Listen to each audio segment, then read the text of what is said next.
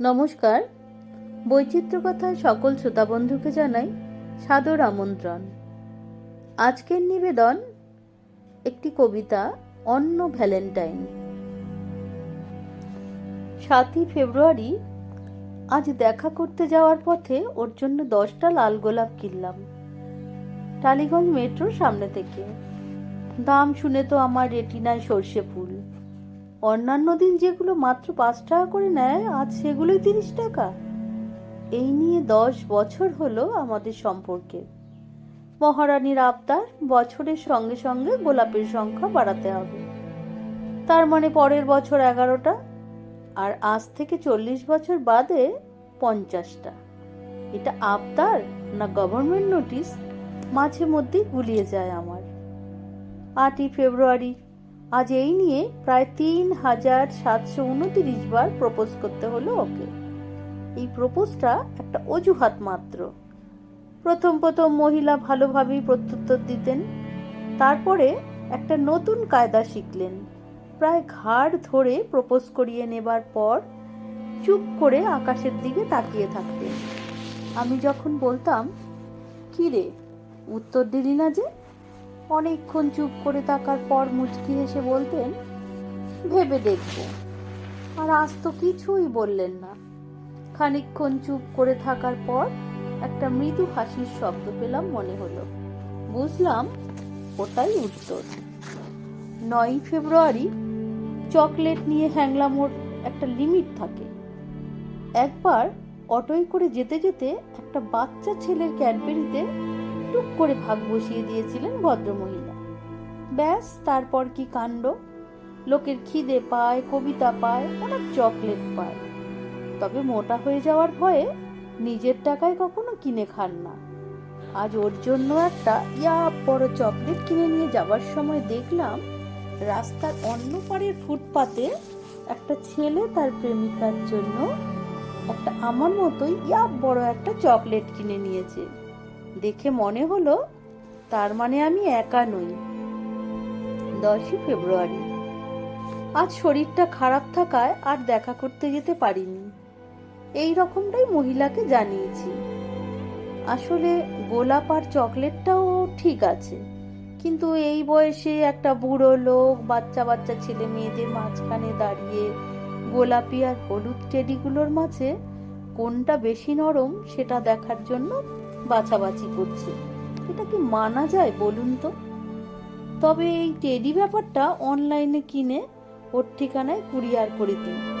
প্রথম বছর মহারানী একটু রাগারাগি করেছিলেন, কিন্তু তারপর পরের 2 বছর, মানে শেষ 2 বছর, আমার অসুবিধাটা মহারানী বুঝতে পেরেছেন, আর কিছু বলেননি। 11ই ফেব্রুয়ারি তুমি দিনে 5টার বেশি সিগারেট খাবে না, প্রমিস? আমি ছাড়া অন্য কোনো মেয়ের ছবিতে লাভ রিয়াক্ট দেবে না, promise? I like your salt and pepper look, so you are not going to die your aim, promise? এই ছিল মহিলার গত 3 বছরে প্রমিস করানোর নমুনা।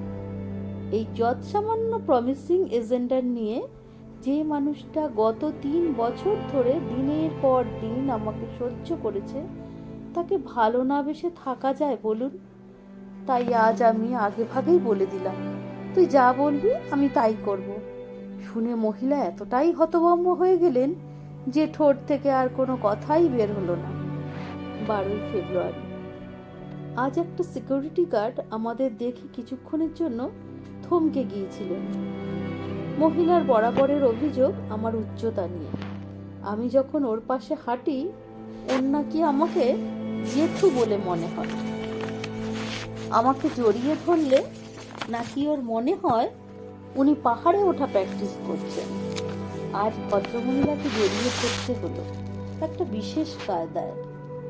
অবশ্য আর কোনো উপায় ছিল না। ও সেই সময় ওই সিকিউরিটি গার্ড ভদ্রলোক এসে হাজির। ওফ, আর সময় পেল না আসার। 13ই ফেব্রুয়ারি এই ব্যাপারটা না ভীষণ ব্যক্তিগত, তবু আজ পর্যন্ত যতবার ভদ্রমহিলাকে চুমু খেয়েছি মনে হয় যে বুকের ভিতর কেউ দামামা বাজিয়েছে। আজও তার অন্যথা হলো না। শুধু সিকিউরিটিটা এসবের মাঝখানে এসে পড়ে আরও একবার আমাদের দেখে অবাক চোখে তাকিয়ে রইল। কাউকে বোধ হয় আগে এভাবে চুমু খেতে দেখেনি। কি করব, মহিলা যে মাটির নিচে কফিনের মধ্যে দিব্যি শুয়ে আছেন, চুমু খেতে গেলে আমাকে তো ঠোঁটটা মাটিতে ঠেকাতেই হবে। 14ই ফেব্রুয়ারি। গতকাল জড়িয়ে ধরার পর মাটি থেকে উঠে দেখি সমস্ত জামায় ধুলো লেগে আছে। এই সিকিউরিটি গার্ড ভদ্রলোক নিখাত আমাকে পাগল ঠাউরেছেন। অনেক লোকের মুখে শুনেছি যার কেউ নেই তার ঈশ্বর আছে, তবে আমি মনে করি যার কেউ নেই তার অপেক্ষা আছে।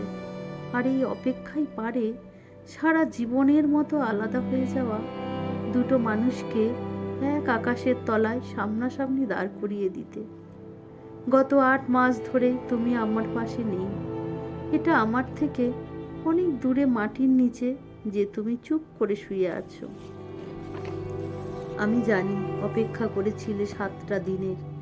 এই 7টা দিন কারো চোখে লোক দেখানো, কারো চোখে আদি খেলাপনা, কারো চোখে কলোনিয়াল হ্যাংওভার। আমি মাঝে মাঝে বিরক্ত হতাম এই 7টা দিন আসলে, কিন্তু আজ তুমি যখন আমার পাশে নেই তখন বুঝতে পারলাম এই 7টা দিনের মাহাত্ম্য। এই যে বছরের নির্দিষ্ট 5 দিনে ধুমধাম করে দুর্গাপুজো হয়, এই যে বছরের নির্দিষ্ট একটা দিনে ঈদ পালন করে মানুষ, এই যে বছরের নির্দিষ্ট একটা দিনে সমস্ত শহর ঝলমল করে ওঠে ক্রিসমাস পালন করার জন্য, এগুলো বছরের যে কোনো দিন হতে পারত। কেন হয় না? কারণ তাহলে অপেক্ষা নামক শব্দটা চিরতরে মুছে যাবে ঈশ্বরের অভিধান থেকে। আমরা যারা ভালোবাসাকে একটা ধর্ম হিসাবে মেনে নিয়েছি, তাদের কাছে এই 7 দিন একটা ধর্মীয় উৎসব। ছোটবেলা থেকে আমি কোনোদিন ডায়েরি লিখিনি।